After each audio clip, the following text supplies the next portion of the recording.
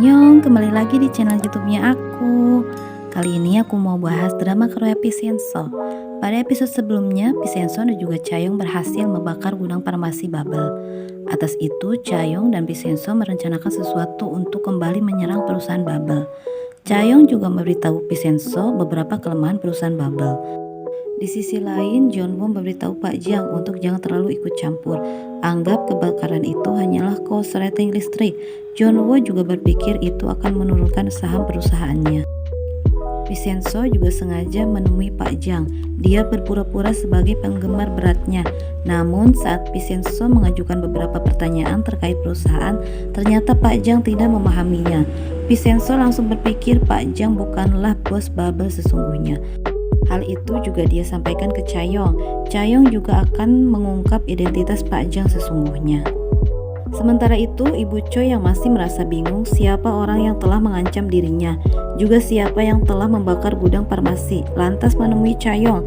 Ibu Choi mendengar kabar Chaeyoung bersama pengacara dari Italia yang bernama Vincenzo Casano. Ibu Choi lantas pergi menemui Chaeyoung dan bertemu dengan Vincenzo. Namun Ibu Choi belum bisa mendapatkan informasi apa-apa saat bertemu Vincenzo. Bahkan Vincenzo tidak berbicara sama sekali. Jeonwoo juga akhirnya diangkat menjadi pengacara Woo-sang atas permintaan Pak Jang. Itu semua adalah rencana Jeonwoo. Chaeyoung yang berniat menghancurkan kimia Bubble meminta para korban untuk mau bersaksi. Chaeyoung dan juga Vincenzo akan kembali membuka kasus itu dan berjanji untuk memenangkannya. Di sisi lain, Pak Jang atas perintah Jeonwoo juga resmi mengumumkan BLSD sebagai produk baru dari perusahaan kimia Bubble. Namun tiba-tiba seorang peneliti muntah darah di hadapan Pak Jang. Dia langsung dilarikan ke rumah sakit. Namun pihak rumah sakit tidak memberikan keterangan sebenarnya. Seorang biksu memberitahu itu pada Vincenzo dan juga Chaeyoung. Akhirnya mereka sepakat untuk maju di persidangan atas kasus kimia Bubble.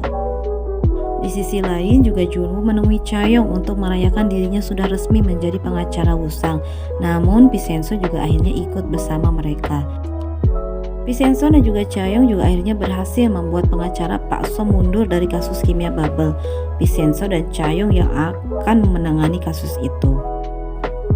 Vincenzo dan juga Chaeyoung datang ke rumah hukum Woo-sang. Dirinya memberitahu untuk menangani kasus kimia Bubble.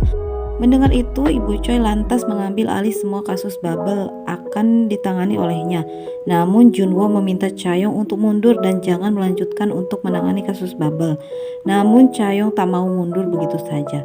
Mendengar itu, Jeonwoo berpikir untuk tidak terus mengalah pada Chaeyoung. Chaeyoung dan Vincenzo juga merencanakan beberapa trik dalam menangani kasus ini. Sampai pada hari persidangan, Chaeyoung dan juga Vincenzo muncul dengan mobil yang sangat mencolok dan mewah. Mereka memberitahu wartawan untuk siap melaju melawan perusahaan kimia Bubble. Ibu Choi yang melihat itu hanya bisa tersenyum dan sedikit mengejek Chaeyoung. Namun Chaeyoung tetap percaya diri. Dirinya dan juga Vincenzo siap akan melawan perusahaan Bubble dan siap untuk memenangkan kasus itu. Thanks for watching. Nantikan Vincenzo di episode selanjutnya. Bye bye.